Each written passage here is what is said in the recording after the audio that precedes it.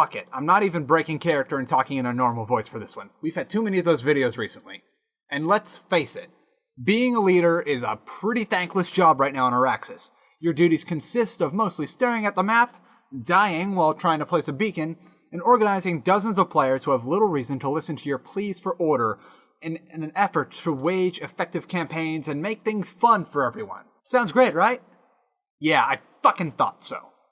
So let's be negative nanites and start out with what leaders don't have. I keep hearing about this commander experience thing that they used to have in Planetside 1 and how great it was. So I Googled it. It took a while and I had to do some Google foo to get the right wiki page. But sweet Vanu, why was this scrapped?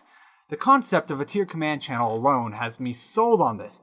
I'd love to have an everything over there is going to die ability that I can pop once every 3 hours. And the old experience system for commanders would do fine too. I'd gladly trade my 500 to whatever combat experience for a separate commander XP bar. Hell, reset my commander certs for all I care. It'd be worth it. There's no real impetus to follow the commander in a platoon. I lead a lot of pub platoons lately since what's left of Connery's Terran Republic is pretty fractured no matter what various outfit reps on Connery tell you. We've been over this before in the Why Bother to Use Tactics video. Give people bonuses for staying near the squad lead and following orders. Give them bonuses for capturing an objective in a group so I don't have to look for lone wolves all over my map to boot them. Rip off the objective set thing from Battlefield 4 for all I care. It'd be so much more useful in Planetside 2 when people actually listen to their orders. I'd love to just point at a control point and say everything over there needs to get killed. I don't care if you can set orders from the main map. I tried it a bunch of times and it's the most clumsy fucking thing I've done. And how about a command wheel, like Vindicor demonstrated in one of his fancy posts on Reddit, which are not going to be in this video because I'm going to respect that lack of an answer does not mean yes. He's still got some pretty good points for starting leaders and whatnot, so you should check out his channel if you're tired of my ugly, grating voice. Back on topic. The process of giving orders is clumsy at best, and there's very little incentive for the average player to listen to the orders you give. I get by acting like some raging, murder-crazed lunatic, but not everyone can put on a silly personality to give orders, or else no one would listen to that either. We need some tools.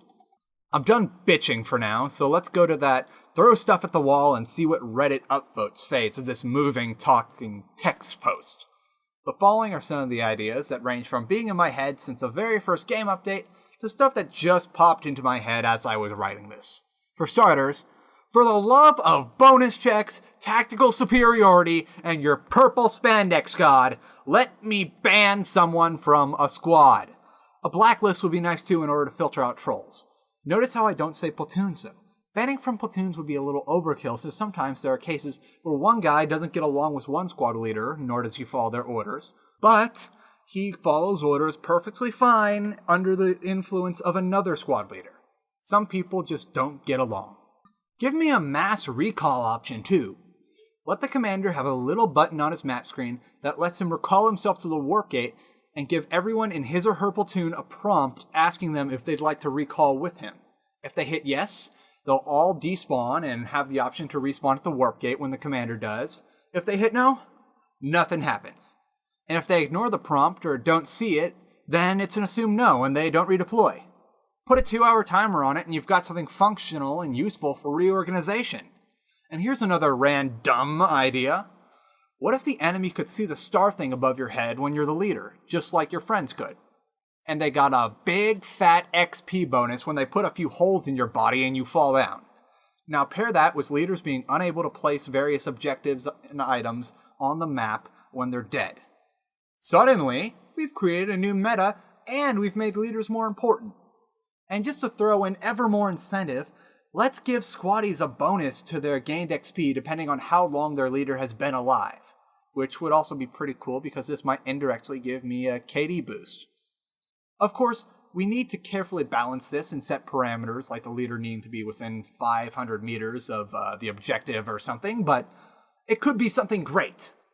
And let's just add all those things from Planetside 1 back in, especially the orbital fuck shit up cannon.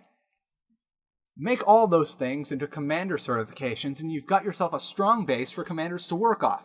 People argue that leaders make up a lot of the direction for the bulk of players in this murder simulator, yet we end up sacrificing most of our share of this fun murder and kill streaks to lead.